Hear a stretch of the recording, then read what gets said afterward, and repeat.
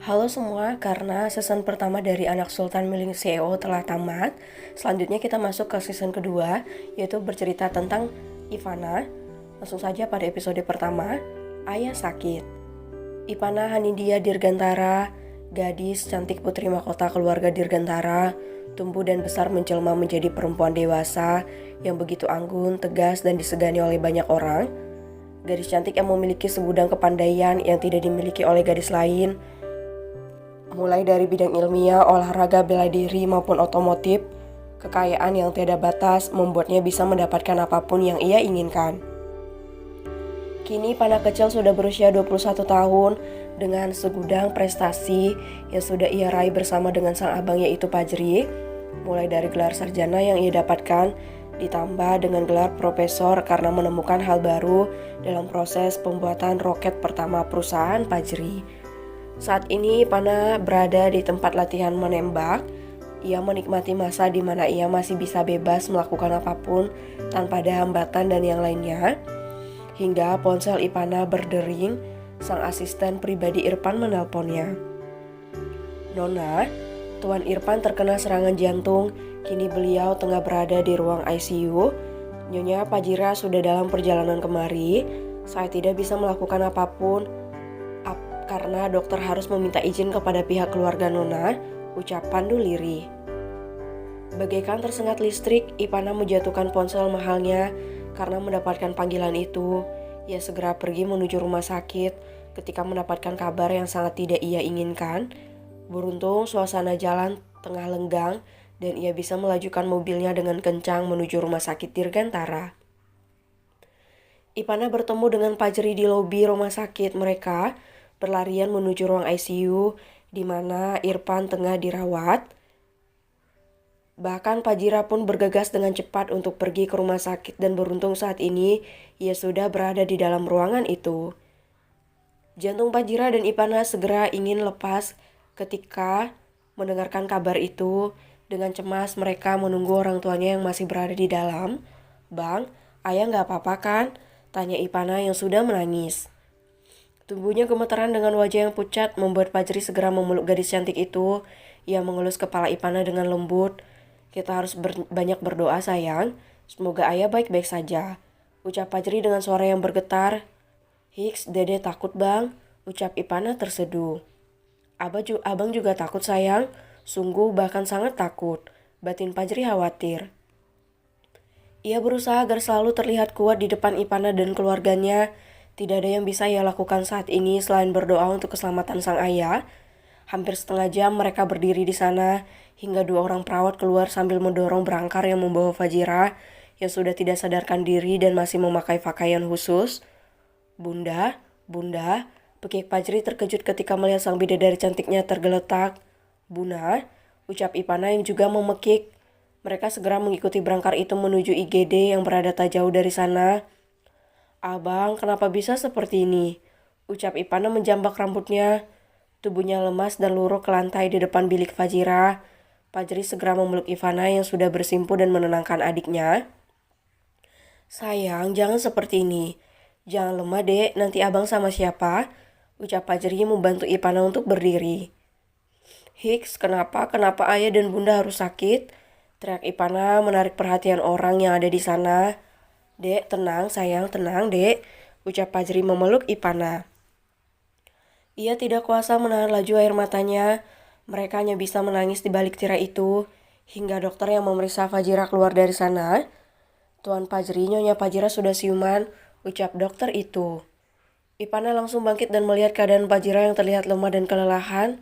"Bunda, Hiks, jangan sakit-sakit, siapa yang akan merawat ayah dan kami nanti?"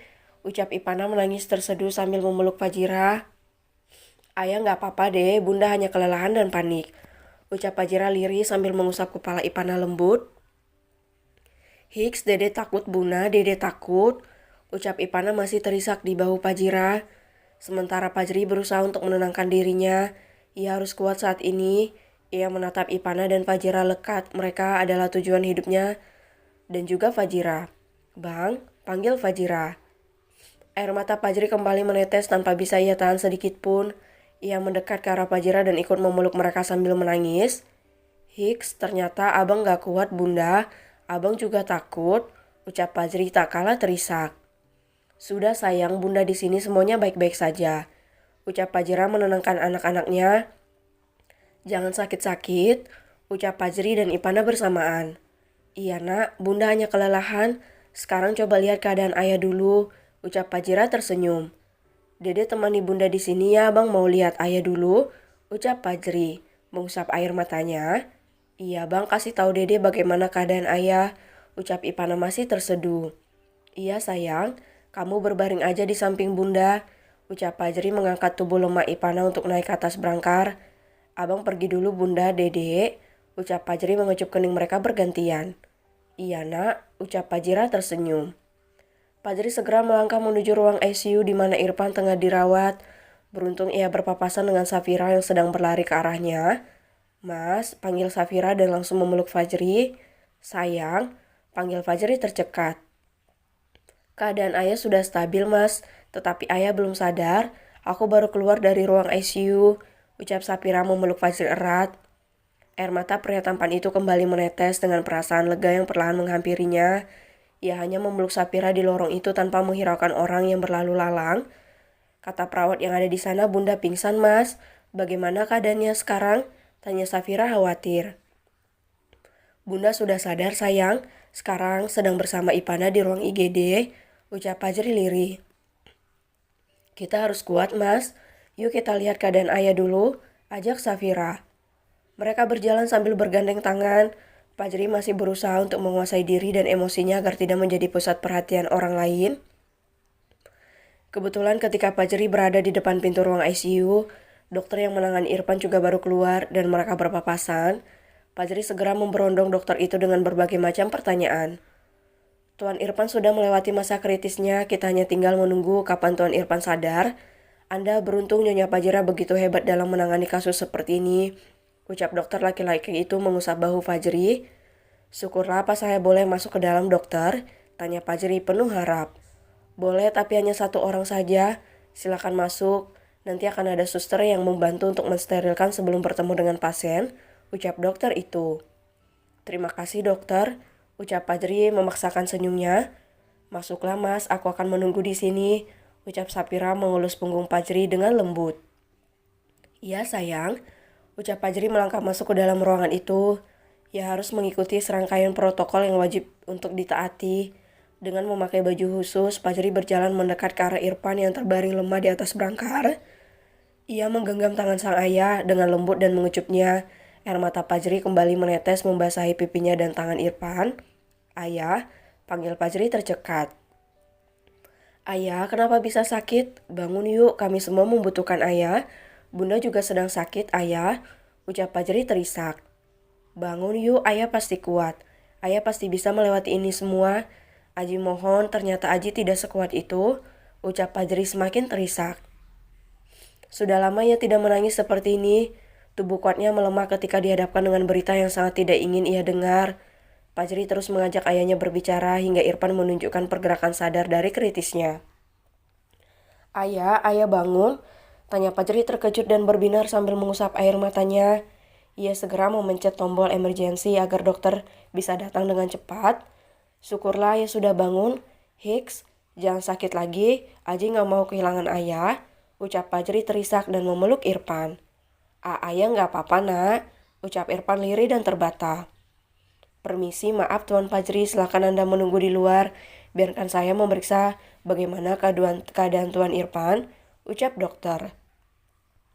Tolong ayah saya dokter, ucap Fajri sebelum keluar dari ruangan itu. Fajri segera melepas semua atributnya dan berjalan keluar menghampiri Safira yang masih berdiri di depan pintu dengan tangan yang gemeteran. Sayang, panggil Fajri tersenyum dan langsung memeluk istrinya. Bagaimana keadaan ayah sayang? Tanya Safira tidak sabar. Ayah sudah siuman, sekarang kamu susul bunda, biar aku yang menjaga ayah di sini, ucap Fajri lega. Syukurlah aku melihat kondisi bunda dulu mas. Kamu yakin aku tinggal sendiri? Ucap Safira menangis haru dan memastikan keadaan Fajri. Iya, aku gak apa-apa sayang. Hati-hati ya, ucap Fajri tersenyum dan menghapus air mata Safira. Ibu muda itu segera pergi ke tempat Ipana dan Fajira untuk memberitahukan kabar baik ini. Ia berjalan cepat menuju bilik khusus di ruang IGD agar bisa pergi dengan mertuanya. "Bunda," panggil Sapira ketika melihat Fajira masih terbangun sambil mengusap kepala Ipana yang sudah terlelap. "Kak, bagaimana keadaan ayah?" tanya Fajira lirih.